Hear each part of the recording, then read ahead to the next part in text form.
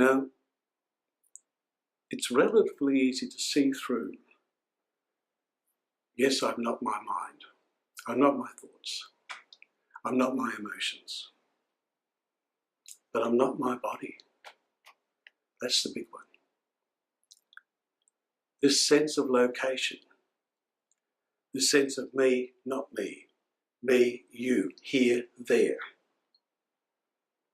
It seems so real. And unless that is seen through, it keeps on holding us in separation.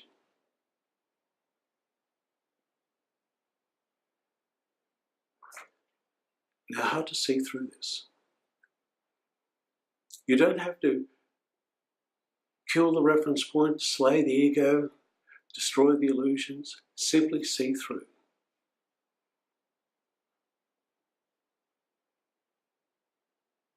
One way is a practical spatial investigation. And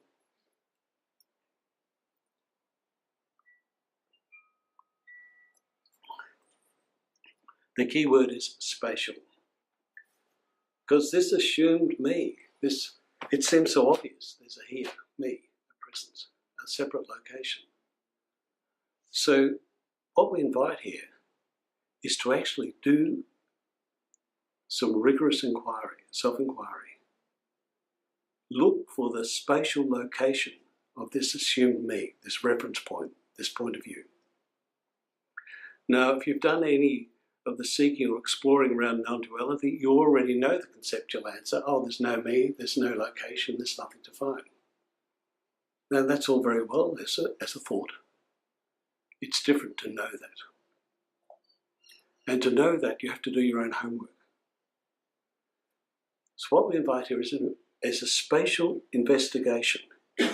Now, typically people look somewhere along the chakra system, looking for this assumed subject.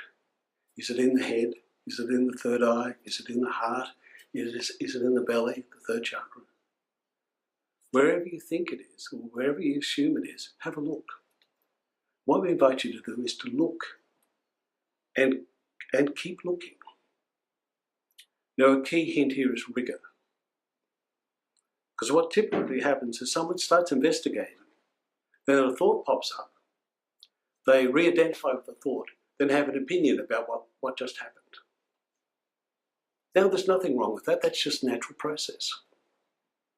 When you notice that happening, simply re-investigate.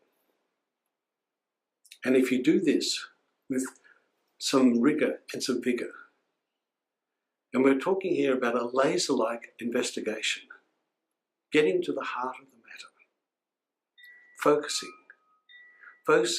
on this extraordinary intelligence. This intelligence is self-shining, looking into the heart of the matter, and dissolution happens. And if you do this, you discover the truth of the fact that you cannot find any locatable presence. Now that's already interesting. We invite you to go deeper. Because that investigation, creating a focused intention, a laser-like precision, a self-shining inquiry, it presumes a location. So the interesting thing is to look for the location of the locating.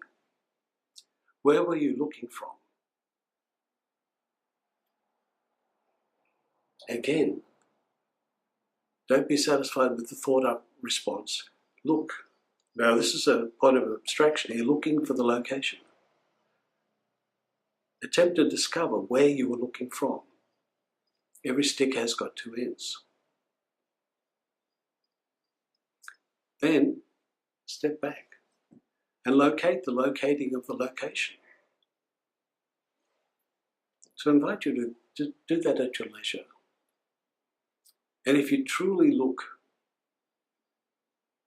locating where you're locating from, then locating the location of that locating, and locating the locating, it's highly likely that you'll discover the truth of the fact that you are un-locatable presence. And you only have to see that once, and everything changes. Now, sometimes people fall upon that spontaneously, often a trauma, a car accident, or a near-death experience. Now, people experience seeing their body like somebody else's body. Very interesting when that happens. So, I encourage you to do your own homework. No one can do this for you. Discover the truth that you are unlocatable presence. Investigate.